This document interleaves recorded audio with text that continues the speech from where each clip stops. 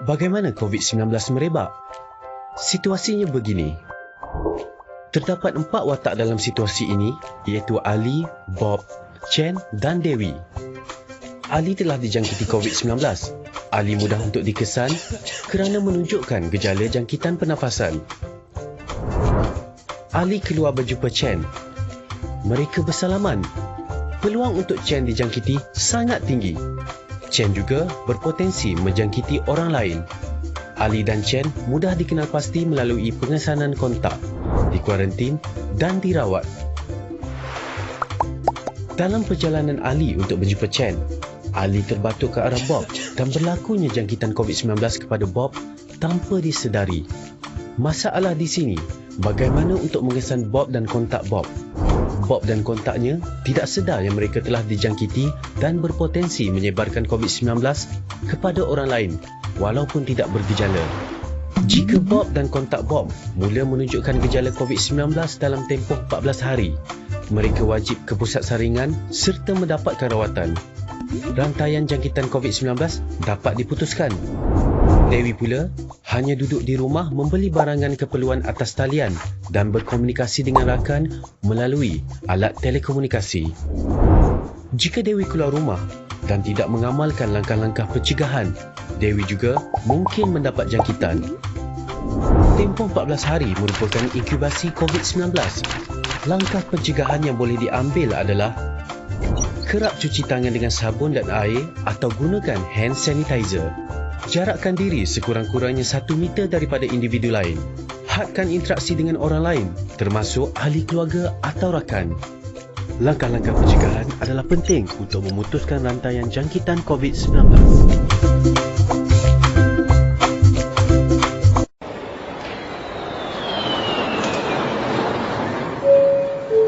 Apabila pesawat tiba di lapangan terbang antarabangsa, semua penumpang perlu melalui saringan suhu badan.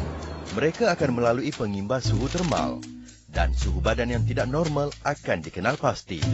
Pegawai kesihatan akan mengasingkan penumpang yang demam. Bagi penumpang yang tidak demam dari negara yang berwabak COVID-19 yang dikenal pasti akan diberi Health Alert Card. Dalam masa 14 hari di rumah, penumpang yang bergejala perlulah berjumpa doktor dengan segera dengan membawa Health Alert Card dan memakai penutup hidung dan mulut. Bagi penumpang yang demam, mereka akan diperiksa oleh doktor bagi mengenal pasti risiko penyakit yang dibawa oleh penumpang itu. Penumpang yang demam dan memenuhi kriteria pesakit yang disyaki PUI, Patient Under Investigation, akan dirujuk ke hospital untuk pemeriksaan lanjut. Jika pesakit memenuhi kriteria kemasukan ke hospital, pesakit tersebut akan dirujuk ke hospital yang telah ditetapkan untuk rawatan seterusnya. Pesakit yang tidak memenuhi kriteria kemasukan ke hospital akan diletakkan di bawah pengawasan di rumah, home surveillance, dan akan menerima home assessment tools.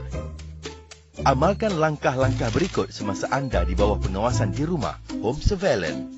Sentiasa boleh dihubungi dan berada di rumah. Hadkan pelawat. Senaraikan nama pelawat yang menziarahi anda di rumah. Sentiasa pakai penutup hidung dan mulut. Tutup hidung dan mulut menggunakan tisu apabila batuk dan bersin. Buang tisu dalam tong sampah. Kerap cuci tangan dengan betul menggunakan sabun dan air atau hand sanitizer. Elakkan perkongsian peralatan makanan dan penjagaan diri. Hadkan jarak dengan mereka yang sihat sekurang-kurangnya 1 meter. Buka semua tingkap untuk pengudaraan rumah yang baik. Sekiranya perlu keluar rumah, pakai penutup hidung dan mulut. Elak ke tempat sesak. Elak menggunakan pengangkutan awam.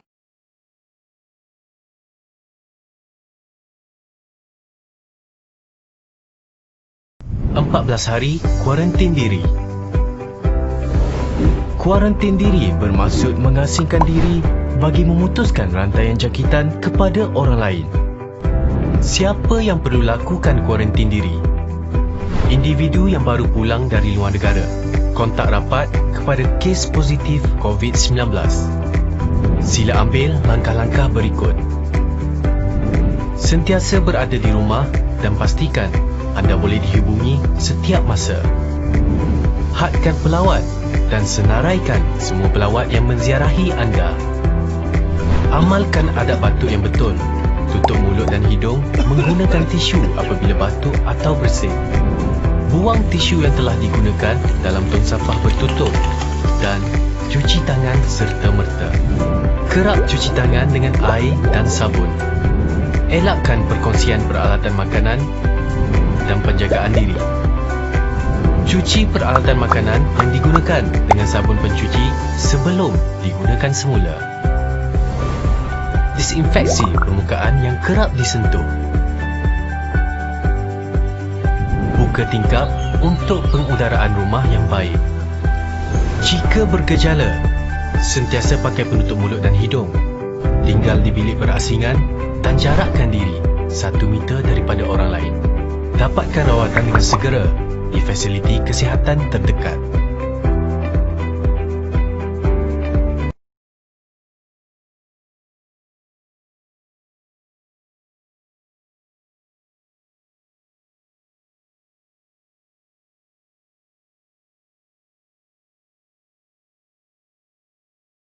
Norma baharu solat berjemaah. Hari Jumaat, jam menunjukkan pukul 12.30 tengah hari. Setelah sekian lama tidak dapat menunaikan solat Jumaat disebabkan arahan kerajaan berkaitan penularan wabak COVID-19. Hari ini, Ayub berpeluang untuk kembali berjemaah di masjid. Ayub juga merupakan AJK masjid. Ayub sedang bersiap-siap untuk pergi ke masjid. Rosnah, isteri Ayub, turut membantu menguruskan suaminya. Ayub mengambil langkah awal dengan berwuduk dari rumah mengikut garis panduan solat Jumaat. Ayub terus memakai pelitup muka dan membawa hand sanitizer bersamanya. Ups, nasib baik Ayub teringat. Sekarang, semua jemaah perlu membawa sejadah mereka sendiri ke masjid.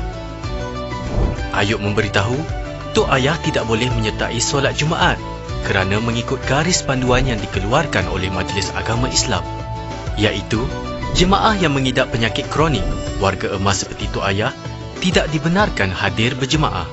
Pada masa yang sama, Arif, anak Ayub muncul dari pintu untuk mengikut bersama Ayub ke masjid. Ayub melarang anaknya daripada mengikutnya ke masjid kerana kanak-kanak di bawah umur tidak dibenarkan hadir berjemaah di masjid. Sewaktu sampai di masjid, Ayub melalui pintu utama masjid. Ayub terus ke kaunter di pintu bagi memeriksa suhu badan, sanitasi tangan serta rekod kehadiran jemaah. Penjarakan sosial perlu diamalkan di dalam dan di luar masjid. Walaupun Ayub merupakan AJK masjid, Ayub juga perlu menunjukkan kad pengenalan kepada petugas sebelum masuk ke dalam masjid. Petugas masjid telah menyelaras kedudukan makmum di dalam saf dengan jarak 1 meter antara satu sama lain. Mereka semua dimestikan memakai pelitup muka. Ayub memerhatikan masjid hanya menggunakan kipas angin dan semua tingkap dibuka bagi tujuan pengudaraan. Petugas masjid memaklumkan kepada Ayub hanya solat sunat tahiyatul masjid sahaja dibenarkan, manakala solat sunat yang lain tidak dibenarkan. Khutbah yang disampaikan oleh khatib bertugas pada hari ini juga ringkas dan solat Jumaat dapat ditunaikan dalam masa yang singkat. Ayub tidak bersalaman atau bersentuhan selepas habis solat Jumaat. Selepas selesai solat Jumaat, Ayub keluar dari masjid dengan tertib dan mengekalkan jarak 1 meter dengan jemaah yang lain. Ayub bersyukur kerana dapat menunaikan solat Jumaat dalam keadaan yang selamat. Pengurusan masjid perlu mengambil langkah-langkah pencegahan berikut.